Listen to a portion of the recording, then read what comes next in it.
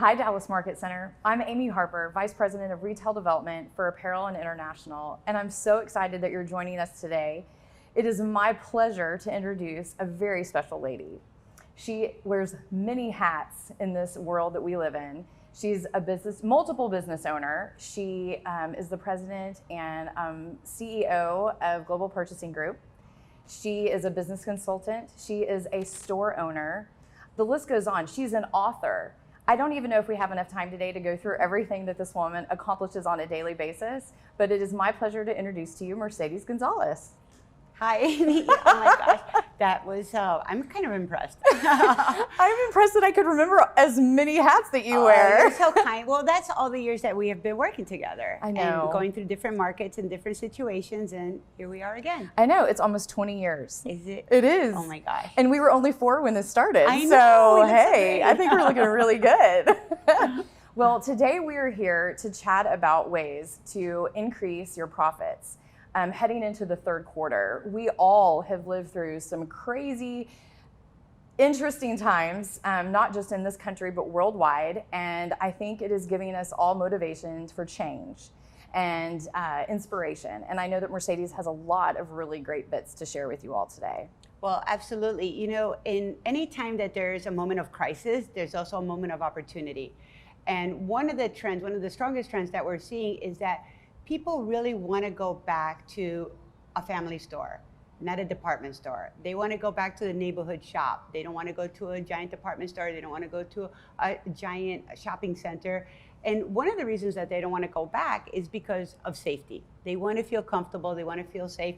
Even the debate that we had with how do we sit, do we have the masks on for this conversation, and we're perfectly 6 feet apart. That's absolutely, right. Yes. So, and that's the really important thing, that people really want to feel safe.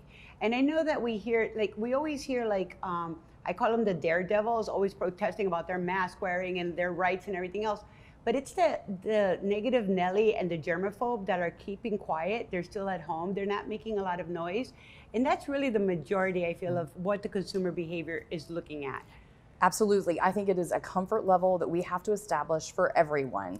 Anyone walking through our building here at Dallas Market Center, everyone walking through a retail business. Yeah, absolutely. I really appreciated the fact that you're taking temperatures, yes, that you're putting stickers on people, that identifying that you're giving away yes, free masks. So it really does make it a more comfortable environment because, like I said this morning on my post, the show has to go on. We have to keep staying in business. Yes. We have to be able to feed the economy and get back to what would be the new normal of reality. Moving forward. Absolutely. And one of the most important trends that we're seeing is that people are shopping at the boutiques. And we had the privilege in New York State. My shop is actually in the first phase of opening. And we have seen an immediate impact on people wanting to spend. Yes. And it's really interesting, even though unemployment is high, people are actually collecting unemployment, and they're collecting more than a lot of times they would have been by originally working. Been earning. Exactly. Yes. And this is disposable income. We're finding that people are shopping. It really is part of like the retail theory. And we're finding also that people are actually not looking for like the sales. They're actually looking for wow pieces, like pieces that make them feel good. And we're also seeing a lot of gift items. So some of the really popular items that we're looking at are matching masks and outfits, which I was wearing today. Yes.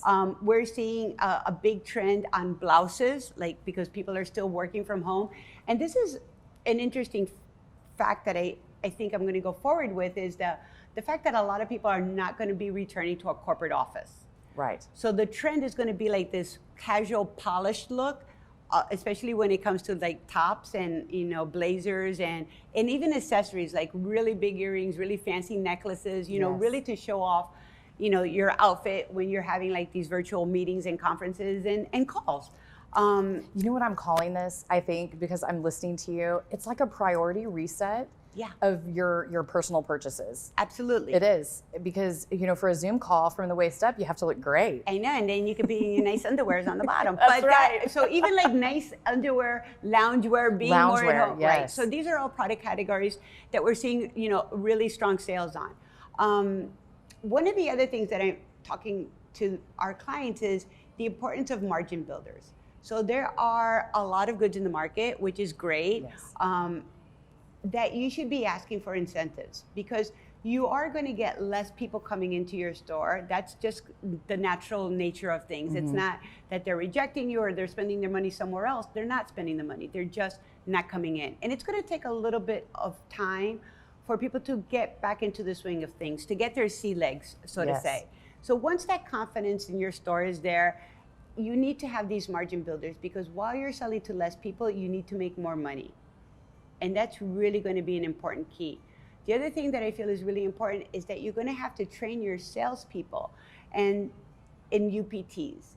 So units per transaction. So if you have less people coming in, you want to be able to sell them more in a customer service friendly way, not by being pushy, but by having a lot of like these impulse items, add-ons. You know, we were talking today about mixology, who has the mass refresher spray. That's something I didn't wake up in the morning and say I need to have, right? Right. But that's an impulse item. It's a priority now. It absolutely is. And then we're also talking about long-lasting lipsticks, because you know you have to put it on, take it off, and you don't want to have like that smudge factor going on. So there's all of these things that we have to retrain our salespeople, make sure that they really understand the craft of salesmanship and customer service, and looking for these margin builders. And one of the other things that's really going to be challenging now is that we're not going to be able to plan our open to buys traditionally. Right. Like, oh, what I'm buying for Christmas or what I'm buying for like spring, 2021. It really is almost a weekly challenge, a monthly buying. It's a different projection plan completely. Completely. Absolutely. And we don't know, we can't predict, the virus's situation. We can't also predict the unsteadiness of the economy and how consumer behavior can be, from like being excited that things are getting better to being really depressed again. So we have to really be playing it by ear every day. And it's funny because once again, like advice I got from my uncle when I was a kid, and I never understood it until like really like as an adult. He told me that I needed to know what the price of rice in China was to understand this business. And we have to understand like what consumers are doing, the artisanal hand craftsmanship of the Italian sewers, the cashmere's coming from Italy, who's going to be supplying that, even like the packaging people, in some parts of China are not supplying, even if it's a product that's domestically made, there's no packaging for it. So all of these supply chain situations that we're encountering, we have to kind of anticipate. It's a true domino effect at this point. Absolutely. And it's more relevant now to us because we don't have the flexibility and accessibility. So even like with my own brand, we had problems, not that the production wasn't done, we had problems with flights leaving Peru coming into the United States. Right. There were no flights, people are not flying, it's a country is shut down. So to get even space on an airplane, like who had to think about all of that, last year? Right. It wasn't even a even a thought. No, it's not. Very far from it. So now we really feel like it is so important to really have what we call like this emotional connection, not just like it's more than a relationship. It really is, man. It really is. And making the customer feel safe, having product every month, which means going to market every month. And thank goodness for you guys that you're planning, opportunities every month going forward. I was just about to say that. We're so excited that we have been able to provide these opportunities for buyers right now. We have, we had an open house at the beginning of June. We have market going on right now. And then we have an open house coming up July 21st and 22nd, which is providing buyers the opportunity that maybe weren't able to get here this week to get goods into their store as quickly as possible. And then we have our market in August as well, the 25th through the 28th. So it's all about opportunity. And let me talk about this market right now. We're buying immediate. It's like I'm asking for things to ship today for 4th of July weekend. Yep. And they're doing it. They have stock ready. I'm also previewing like a couple of tidbits or fun things or different novelty things that we've been able to find here at market for August, because you want their like feedback. You don't want to be taking risks on everything, and we're also like previewing what I'll come probably back for at the August market or even July market. Sure. But I'm not putting my dollars down yet. So it's also a challenge for the brand, especially the smaller brands, that they're going to have to invest in their inventory because the buyers are buying now to sell right now. And it's just a new I don't think it's going to be a very long-lasting trend, but until the end of the year, buying is a full-time job, and the buyers need to get to market every single month. And I know that there's a lot of digital, virtual, and at the end of the day, the difference between touching a fabric and understanding if it feels right for your customer, and it has the perception of value based on how it feels and looks, obviously, that's the way that you're going to sell it. And I just want to interrupt you really quick, because I think what you just said applies not only to our market, but also to the retailer. So you're telling retailers, you're advising them about, it's more than just a relationship. It's about a priority reset. It is about getting that special connection with our customer, and market centers are doing the same, because we know how important it is for a buyer to come into the building and touch and feel and be inspired. Absolutely, and because sanitize that's our after special touching touch. and Of course, yes, absolutely, lots of sanitation here, but I do believe that it goes hand in hand. And it is really important. And just, I want to touch a bit about online. Yes. Because you know that I'm not a fan of online selling for that same reason, right? You can't really capture the consumer's emotional value when you're buying online. And people tend to buy price online, or they buy commodities. Like, I already own it, I'm just buying more of it. But I do feel that the stores, and not feel, we've proven this in the last 3 months. Sure. Stores that had a brick and mortar presence, that have consumer experience with their present store, have done phenomenal business online, because they already have that trust relationship. Or they also call up and say, hey, Amy, I'm gonna buy these jeans. Is it the same fit as the last time I bought them? And you're like, oh yeah. As a matter of fact, we have a new style. And you can upsell them by finishing the sale on the phone, telemarketing. But as far as online sales, pure play, we're still seeing a lot of retailers come into the boutique environment. And we even, it's really interesting. I just read in Stores Magazine, a really big article that maybe a lot of people ignored, but it was talking about Lincoln Road in Miami, and how all these big box stores are looking for these small footprints, because they could already see the fact that the consumer doesn't want big. It's not convenient anymore. What they're putting over convenience is safety. Absolutely. So I really feel, honestly, if you were thinking about opening a store, open it. And if you were thinking about expanding, take the chance right now, because there is space available, there are people available, there's product available. Right, now's the time. I'm telling you, I am so excited, because I really feel like finally, what's always been the backbone of the industry is going to get the recognition, and that's the boutique. I think you're spot on, because I think in times like this that we're all experiencing, we're challenged to think ahead. We're challenged to think outside of the box, outside of the wheel, outside of everything. And I think we're going to see some really great things in the future with these boutique stores. And how they reinvent themselves, absolutely, too. And how they went the extra mile. Like, I really love, in New York, there was a diner in Brooklyn who had a parking space.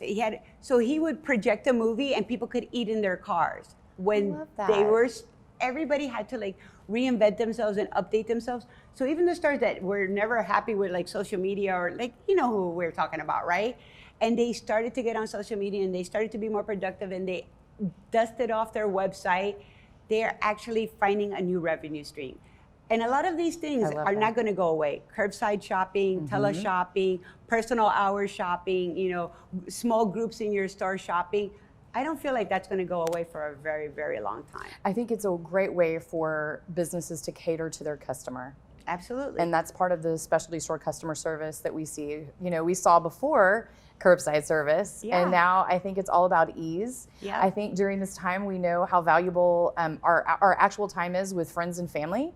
So curbside service allows you to get everything that you want, put a smile on your face. It allows the retail store to take care of their customer and bring in that profit. Yeah, and it's really interesting, because it's all facets of retail. So as you know, I was living with my dad for the last 3 months, and my 90-year-old dad, and his whole photographer and merchandiser. Yes, merchandiser. And it's hilarious, because our big weekly jaunt was a Walmart Wednesday, where we would get up at 5 in the morning, drive an hour to be the first ones at Walmart, because they had senior hour.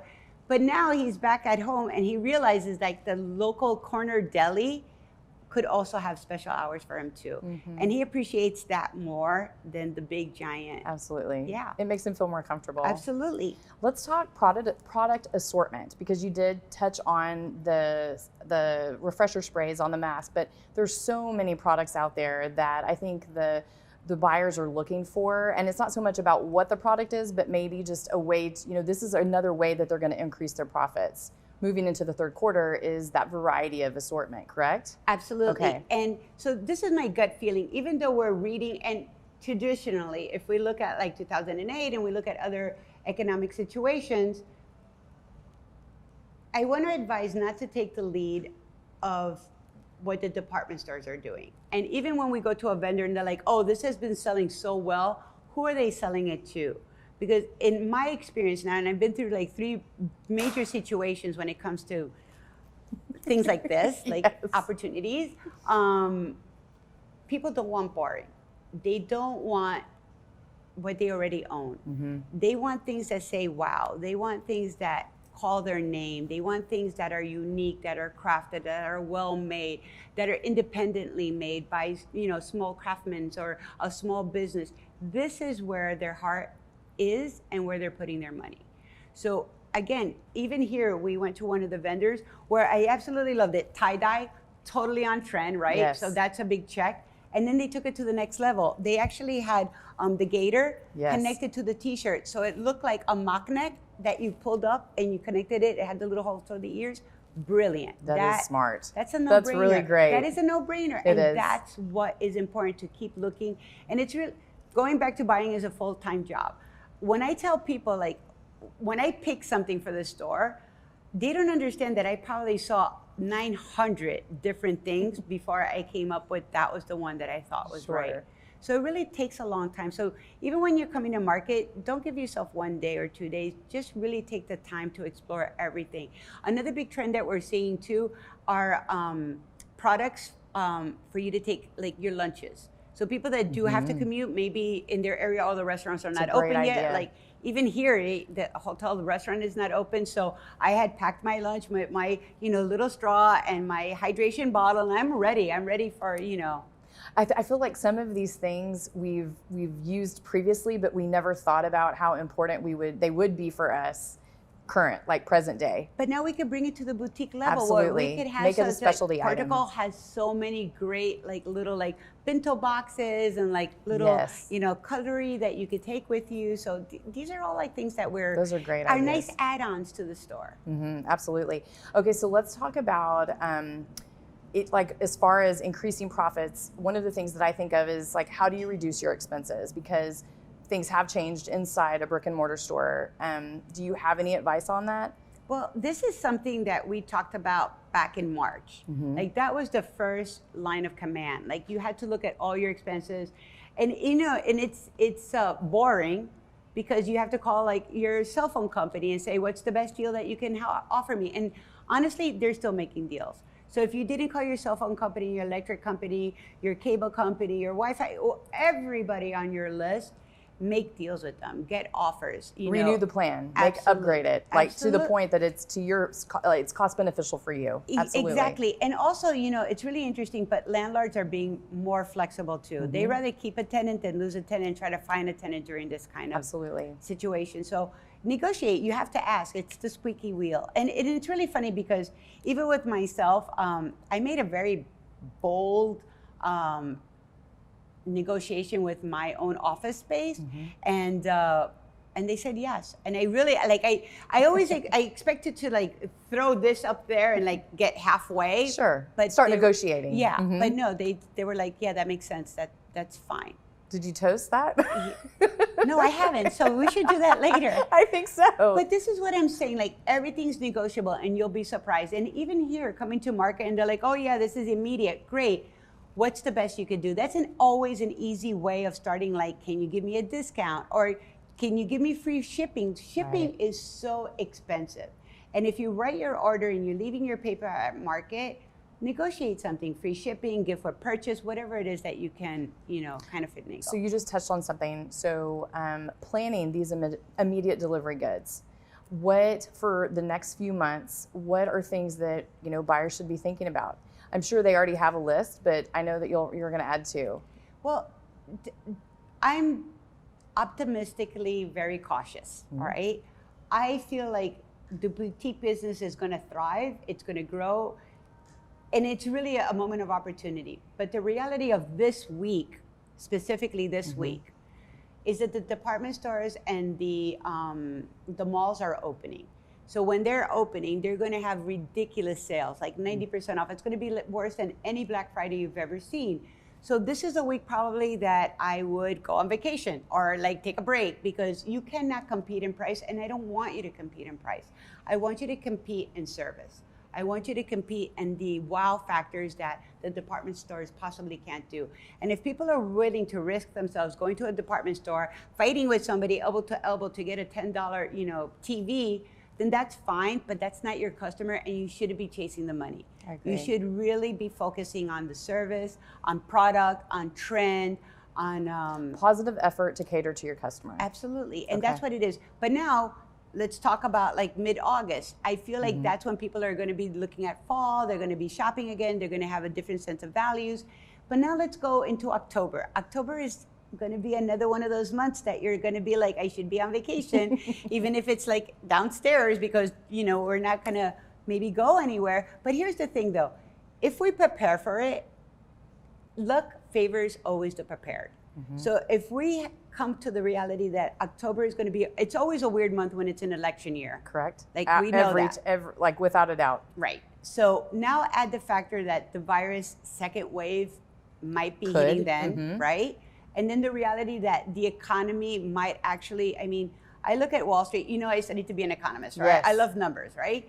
So when I look at Wall Street, and Wall Street is up, but unemployment is also up, there's something not in the equation that is jiving, right?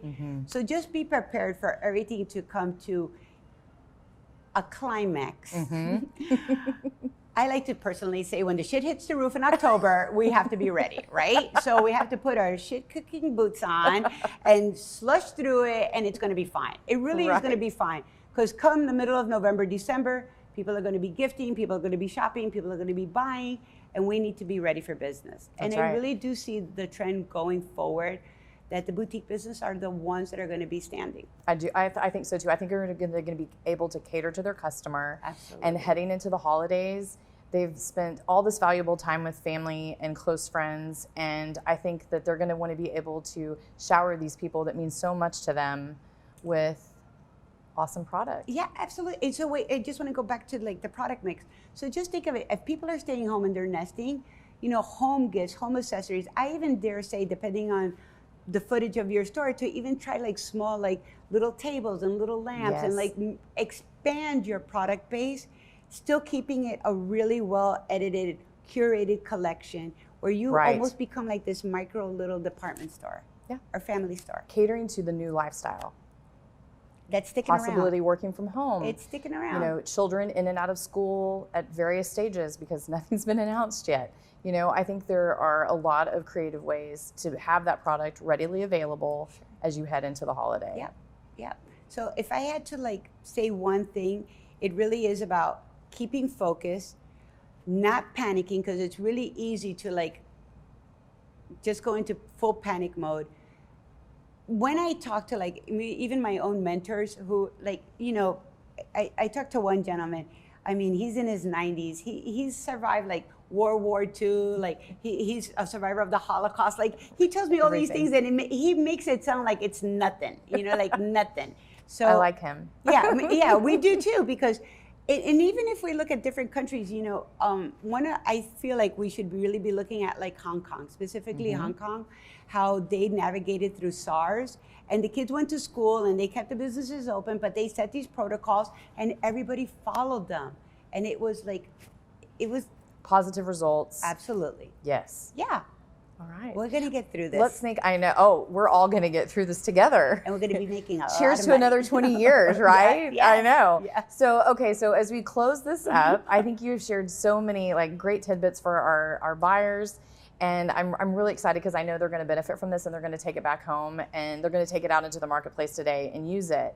but leave them with like one thought. You said something earlier and it has totally left me, but it was wonderful. And now I can't remember what it is.